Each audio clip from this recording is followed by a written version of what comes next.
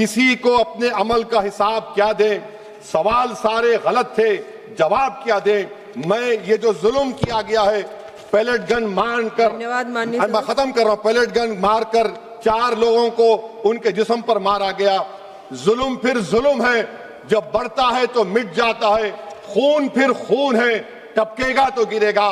और किसी शायर ने अच्छा कहा था, इधर आ सितमगर हुनर आजमाए, तू तीर आजमा हम जिगर आजमाए। माननीय सदस्य श्री असादुद्दीन ओबीसी जी।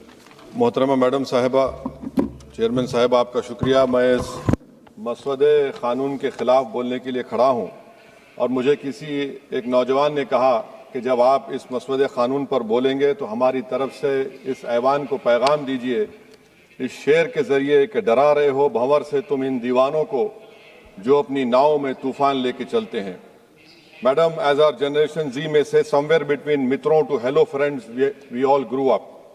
2024 में मैडम नीट और नेट लीक्स का पेपर लीक हुआ। वजीर आजम ने Radha Kishan high level committee बनाया, नहीं मालूम वो कहाँ गई रिपोर्ट जब तक आवाम को दस्तयाब नहीं है। अब वजीर आजम ने नीलंकनी हाई पावर टास्क फोर्स बनाया। अब यही मौसूफ थे जिन्होंने UADI का आधार प्रोजेक्ट बनाया। 2018 में मैडम 100 करोड़ लोगों के नाम आधार के 500 रुपए में बिक रहे थे और आपने ऐसे जिम्मेदार को ये जिम्मेदारी दी। अब इस बिल में एक चीज की कमी है मैडम, जो मैं सरकार से गुजारिश करूंगा कि जब कभी पेपर लीक होगा तो उसमें एक बिल में लिखा जाना चाहिए कि लाठीचार्ज होना चाहिए जहां कहीं नौजवान मिले। और इस बिल में यह भी होना चाहिए कि वजीर आजम फौरन अपना सेल्फ वीडियो बनाकर डाल दें। मैडम, मैं इजहार यगानगी के लिए खड़ा हूं, नौजवानों के लिए जो आज पूरी उम्मीद खो चुके हैं तालीम के ताल्लुक से, जो उम्मीद खो चुके हैं नौकरी के ताल्लुक से, जो ट्रेनिंग के ताल्लुक से उम्मीद खो चुके हैं।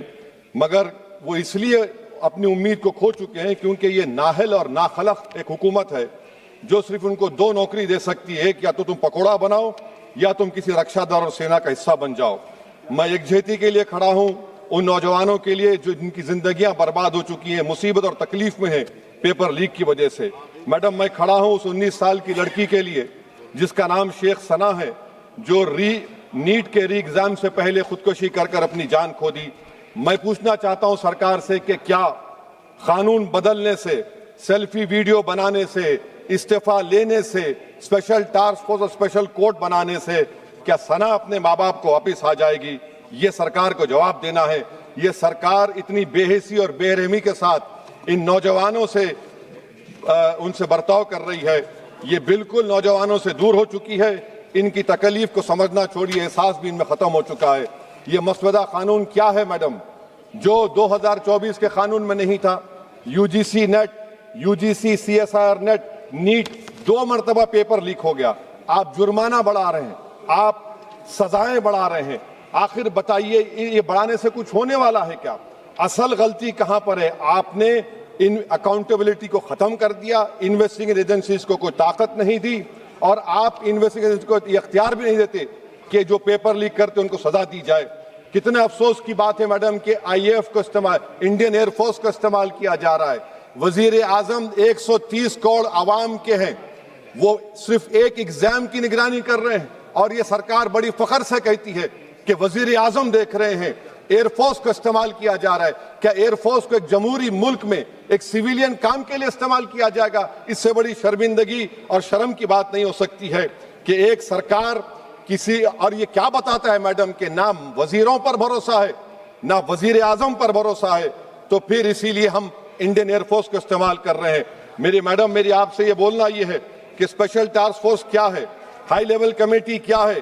पूरा सिस्टम खराब हो चुका है, पूरे सिस्टम को बदलने की जरूरत है। मैडम, फास्ट ट्रैक कोर्ट 2019 से अब तक 1100 करोड़ रुपए फास्ट ट्रैक कोर्ट में खर्च हुए हैं और अब तक 2,45,000 केसेस चल रहे हैं। तो ये फास्ट ट्रैक कोर्ट का ये जादू की छड़ी तो नहीं है जो आप बेच रहे हैं जनता के सामने आकर। Madam, the total number of exam leaks from 2002 to 2025 with a candidate count above 1 lakh in each is 45. The number of cases that led to conviction abysmal low। सिर्फ 2 लोगों को सजा हुई है मैडम। NTA क्या है? NTA पर RTI नहीं लगता है मैडम। NTA एक सोसाइटी है, ना कैबिनेट ऑर्डिनेंस से बनाया गया, ना कानून से बना। मैं खत्म कर रहा हूं मैडम। तो मैं आपसे हुकूमत से सवाल कर रहा हूं कि नीट का अंडर एग्जाम पेपर सेट हो गया था, अब नए चीफ ने आकर उसको क्यों चेंज किया? इसका सवाल जवाब दे। ये डॉक्टर सरदाना पराशर का क्या इन्वॉल्वमेंट है? पुणे लिंक क्या है? ये इनोवेटिव व्यू टेक्नोलॉजीज को 2018 से क्यों कॉन्ट्रैक्ट दिया जा रहा है बगैर टेंडर के? गवर्नमेंट ऑफ इंडिया का GFR-CBC रूल्स हैं। इस इनोवेटिव टेक्नोलॉजीज का फॉरेंसिक ऑडिट होना चाहिए। एक कंपनी को सब दिया जा रहा है। मेरी रिकमेंडेशन ये है सरकार से कि AI का क्वेश्चन बैंक बनाया जाए जो 1 लाख सवालात पर मुश्तमिल होगा। इसमें कोई ह्यूमन इंटरफेस ना होना चाहिए। और NTA का chairman, DG, secretary, exam controller, service IAS क्यों नहीं होता है? और फिर एग्जामिनेशन सेंटर पर मैडम बायोमेट्रिक क्यों फेल होता है? जब बायोमेट्रिक फेल होता है तभी जाकर ये पेपर लीक होता है। और मैडम इसमें विजिल ब्लोअर्स का, मैडम खत्म कर रहा हूं, इसमें विजिल ब्लोअर्स का कोई जिक्र नहीं है।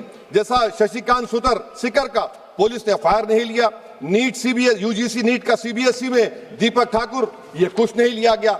आखिर में मैडम ये सरकार ये कानून लाकर देश की आवाम को, नौजवानों को पैगाम दे रही है, तुम रोड पर निकल कर आओ, हम डरेंगे। इस ऐवान में अगर हम ये पैगाम दे रहे हैं कि एतमाद इस ऐवान पे नहीं होगा, जो रोड पर निकल कर आएंगे, तो फिर ये तो हुकूमत को सोचना पड़ेगा कि अगर लोग एनआरकी में, प्रोटेस्ट में बिलीव करेंगे तो पार्लियामेंट में बिलीव नहीं करेंगे। मैं आखिर में मैडम नौजवानों से झूठ बोलकर उनसे माहिदा किया गया, सुप्रीम कोर्ट अब उन पे केस बुक करने की बात कर रहा है। मैं मुबारकबाद देता हूं उन तमाम कॉन्स्टिट्यूशनल अथॉरिटी को जिन्होंने नौजवानों की उखाबी रूह को बेदार किया। अब उनको उनकी मंजिलें आसमान पर नजर आ रही हैं। तो मैडम जो नौजवानों को यहां पर अनाप शनाप बक रहे थे, उन्हीं नौजवानों की तरफ से मैं पैगाम दे रहा हूं, किसी को अपने अमल का हिसाब क्या दें? सवाल सारे गलत थे, जवाब क्या दें? मैं ये जो जुल्म किया गया है, पैलेट गन मारकर, मैं खत्म कर रहा हूं, पैलेट गन मारकर 4 लोगों को उनके जिस्म पर मारा गया। जुल्म फिर जुल्म है, जब बढ़ता है तो मिट जाता है। खून फिर खून है, टपकेगा तो गिरेगा। और किसी शायर ने अच्छा कहा था, इधर आ सितमगर हुनर आजमाए, तू तीर आजमा हम जिगर आजमाए। आप नौजवानों को छोड़कर उनको अपना रिश्ता खत्म करके आप अगर हुकूमत करना चाहते हैं आइंदा 2.5 साल, तो मैं बड़े एतमाद के साथ कह रहा हूं कि आपकी मिस गवर्नेंस की वजह से कहीं खुदा ना खास्ता जो पड़ोसी देश में हुआ वो हरकत यहां पर ना हो जाए। उस आफत की दावत आप दे रहे हैं, ये इसीलिए मैं इस बिल की मुखालिफत करता हूं मैडम।